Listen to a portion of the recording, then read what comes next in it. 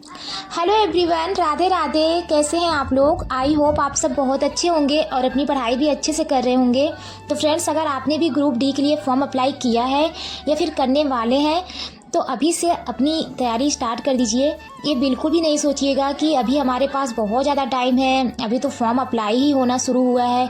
तो नहीं, ऐसा नहीं सोचना है, क्योंकि एक कंपटीशन की दुनिया है आज के टाइम पे, जहाँ पे कंपटीशन इतना ज़्यादा है ना। तो हमें एक स्मार्ट स्टडी और बेस्ट स्ट्रेटजी के साथ पढ़ाई करनी होगी, तब जा कर के हम अपनी एक सीट पक्की कर पाएंगे। इसीलिए अगर आप लोग अभी तैयारी नहीं कर रहे हैं तो तैयारी को स्टार्ट कर दीजिए करना। कुछ लोगों के कमेंट्स आए थे कल कि मैं ज्ञान क्यों दे रही हूँ, ज्ञान क्यों बांट रही हूँ, खुद पढ़ाई पर ध्यान दूँ ना। तो फ्रेंड्स, ऐसा नहीं है, मैं अपनी पढ़ाई पर ध्यान दे रही हूँ डियर। बट हमारा क्या है मोटिव कि अगर हम एक दूसरे से जुड़ सकते हैं यूट्यूब के माध्यम से, तो उनसे हम अपनी बातों को शेयर कर सकते हैं। हम क्योंकि एक एस्पिरेंट हैं, हम भी एस्पिरेंट हैं, आप भी एस्पिरेंट होंगे। तो हमें क्या करना है, एक दूसरे से सीखना है। अगर हमें कुछ नहीं आता है तो आप हमें कमेंट्स करके बता सकते हैं, अपनी टिप्स को आप हमसे शेयर कर सकते हैं। अगर हमारी कोई टिप्स है तो हम आप लोगों के साथ शेयर कर सकते हैं। तो ये एक मोटिव है, अगर हम एक दूसरे को मोटिवेशन कर सके ना तो वो भी हमारे लिए सही होता है। तो बस यूट्यूब से जुड़ने का ये मतलब है कि हम एक दूसरे से कुछ सीख सकें। ऐसा नहीं है कि हम एक दूसरे को ज्ञान बांट रहे हैं। बहुत लोगों के कमेंट्स भी आते हैं कि हम अपनी रूटीन को बताएं कि हम सुबह से शाम तक क्या कर रहे हैं, क्या पढ़ाई कर रहे हैं। और ये भी होता है कि कभी कभी हम एक एग्ज़ाम दे लेते हैं ना, तो हम उससे सीखते हैं, हम अपनी गलतियों को जानते हैं।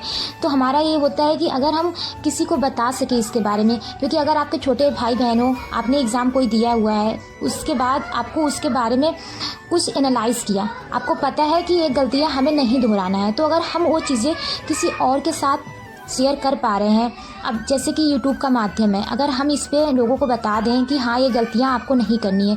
जैसे कि मेरे साथ ऐसा होता था, पहले मैं किसी से भी पूछती थी ना कि कैसे हमें पढ़ाई करनी है, तो कोई नहीं बताता था। आज के टाइम पे ये भी है कि जो दोस्त लोग होते हैं ना, वो जेलस भी रखते हैं कि नहीं यार, इसको हम ये चीज़ ना बताएं, नहीं तो ये आगे निकल जाएगी और हम पीछे ही रह जाएंगे। तो ये भी होता है, क्योंकि हमारे साथ ऐसा हुआ है और उससे हमने बहुत कुछ सीखा हुआ है।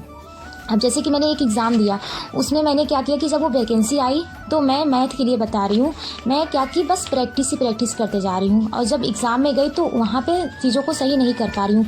तो ऐसा होता है ना कि हम 1-2 महीने प्रैक्टिस करके कुछ नहीं कर पाएंगे। अगर कोई भी टीचर से कहते हैं ना कि हम यूट्यूब पे फ्री क्लासेस दे रहे हैं, आप हमसे आकर के जुड़िए, हम यहाँ पे आपको अच्छे से नॉलेज दे देंगे, तो ऐसा तो हमें बिल्कुल भी नहीं करना है।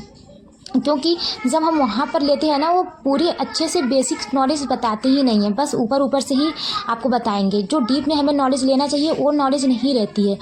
तो मैं जब एक एग्ज़ाम दी तो इससे मैंने ये सीखा कि हमें जब भी कोई तैयारी करनी है, हम किसी भी तैयारी के लिए शुरुआत कर रहे हैं, तो सबसे पहले हमें उसका कोर्स लेना चाहिए। लाइक जैसे कि हमने मैथ के लिए तैयारी करनी थी, अभी मेरा मैथ, मैं सच बताऊँ तो बहुत सही हुआ है जब से मैंने कोर्स लेकर के पढ़ाई कर रही हूँ। तो मैंने एक ही बैच लिया, जैसे कि मैं आदित्य रंजन सर का बैच ली हूँ। बहुत लोगों के कमेंट्स भी आ रहे थे कि मैथ्स के लिए बताइए कि मैथ्स कहाँ से पढ़नी है। तो फ्रेंड्स, मैथ अगर आपने पहले से पढ़ा है, जैसे कि आप पहले से किसी भी टीचर से क्लासेस ली है, आपने नोट्स वगैरह बनाया है, तो आपके लिए क्या है, आप प्रैक्टिस कीजिए, मॉक दीजिए, इसी पर आपको ज़्यादा से ज़्यादा ध्यान देने की ज़रूरत है। और कुछ लोग ऐसे भी होंगे जो अपनी तैयारी अभी स्टार्ट करना शुरू किए हुए हैं, या फिर आपने आईटीआई किया, जॉब पर चले गए, आप जॉब करने लगे, फिर आपने और कोई एग्ज़ाम नहीं दिया। आईटीआई पर ग्रुप डी का फॉर्म फिल किया जाता है, अभी तो इस बार के लिए उसको हटा दिया गया है। तो ऐसा भी होता है कि हम आईटीआई कर लेते हैं और जॉब करने लगते हैं, तो हम कोई ऐसे एग्ज़ाम देते नहीं हैं, ग्रुप डी का आया है तो हमें उसको अप्लाई करना है। तो ऐसे में अगर आप अभी पहली बार मैथ पढ़ने जा रहे हैं तो आपको क्या करना है, रिकॉर्डेड क्लास ले लेनी है किसी भी टीचर्स का, जिसको भी आपको समझ में आए। मुझे क्या है, आदित्य रंजन सर का अच्छे से समझ में आता है। आदित्य रंजन सर मुझे बेस्ट टीचर लगते हैं रेलवे के लिए या फिर किसी भी एग्ज़ाम के लिए। तो आपको क्या करना है, आदित्य रंजन सर का बैच ले लेना है।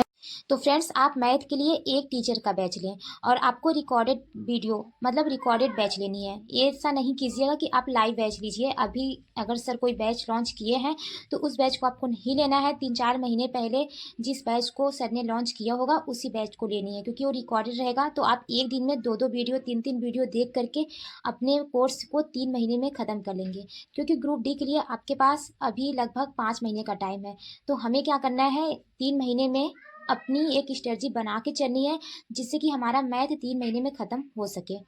तो मैथ के लिए आपको एक टीचर से बच लेनी है, जो भी आपको टीचर समझ में आए। मुझे आदित्य रंजन सर सही लगते हैं तो मैं उन्हीं को बता रही हूँ, आप उनसे भी ले सकते हैं। और कैलकुलेशन स्पीड करने के लिए आपको 1 से 30 तक टेबल लर्न करना होगा, पहाड़ा याद करना होगा। 1 से 30 तक आपको स्क्वायर रूट याद करना होगा। 1 से 30 तक आपको क्यूब याद करना होगा। और ये याद करना बहुत ज़रूरी है। अगर आपने स्क्वायर रूट, पहाड़ा और क्यूब याद कर लिया तो आपके कैलकुलेशन स्पीड करने में मदद करेगा। तो इससे क्या होगा, आपका मैथ बहुत ज़्यादा तेज़ हो जाएगा। और ये मैंने भी लिखा है, मैं डेली इसको याद भी करती हूँ। आप देख सकते हैं यहाँ पे मैंने 11 से लेकर के 40 तक लिखा हुआ है। तो आप भी इस तरीके से लिख लीजिएगा। डेली मॉर्निंग में जैसे ही आप उठिएगा सबसे पहले इसी को लर्न कीजिएगा।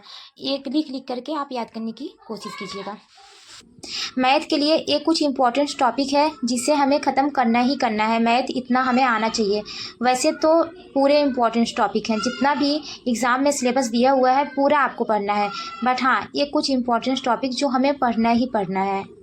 मैथ आप गूगल से इस तरीके से निकाल के या फिर किसी भी टीचर्स का देख करके लिख लेना है, और आप जहाँ भी पढ़ रहे हैं वहाँ पे इस तरीके से चिपका देना है। और जैसे कि आपका परसेंटेज ख़त्म हो गया है, लॉग हानि ख़त्म हो गया है, जो भी आपका ख़त्म हो उसे टिक करते जाना है। मैं भी यहाँ पे इसी तरीके से चिपका दी हूँ। जो जो मेरा ख़त्म हो जा रहा है उसको मैं टिक करते जा रही हूँ। और बहुत लोगों के क्वेश्चंस थे कि मैं किस बुक को फॉलो कर रही हूँ, तो मैं आदित्य रंजन सर की रेलवे की जो गणित है इसी को फॉलो कर रही हूँ। गणित में इसी से क्वेश्चंस लगा रही हूँ क्योंकि इसमें ना बहुत अच्छे से सर ने एक एक टॉपिक वाइज पूरा अच्छे से दिया हुआ है अपने बुक में। जैसे कि आपको प्रतिशत का ना, आपने एक क्लासेस ली है, टाइप 1 का क्लासेस ली है, तो टाइप 1 के इसमें सारे क्वेश्चन दिए। जैसे कि ग्रुप डी में जो भी क्वेश्चंस आया हुआ है, एनटीपीसी में, मतलब रेलवे के जितने भी एग्ज़ाम में क्वेश्चंस आए हुए हैं ये सर ने इस बुक में सारा उस क्वेश्चन को डाला हुआ है। तो इससे क्या होगा, आप रेलवे के सभी एग्ज़ाम का क्वेश्चंस लगा लेंगे, तो ये आपके ग्रुप डी में काम आएगा। तो आप अगर लेना चाहेंगे तो रेलवे के लिए आप मैथ की बुक आदित्य रंजन सर से ले लीजिएगा। और फ्रेंड्स, मैं भी एक एस्पिरेंट हूँ, आप भी एक एस्पिरेंट हैं, या फिर आप किसी जॉब में हो तो आपके पास कोई टिप्स हो तो आप मेरे साथ भी शेयर कर सकते हैं। और फ्रेंड्स, हम मिलकर तैयारी करेंगे और अपनी एक सीट को पक्की करेंगे। Thank you so much my dear friend. आज का वीडियो यहीं तक, मिलेंगे नेक्स्ट वीडियो में। Stay strong everyday. हमें डेली अपने आप को स्ट्रॉन्ग रखना है, एक पेशेंस के साथ पढ़ाई करनी है। हम जीतेंगे, ज़रूर जीतेंगे। Thank you, take care.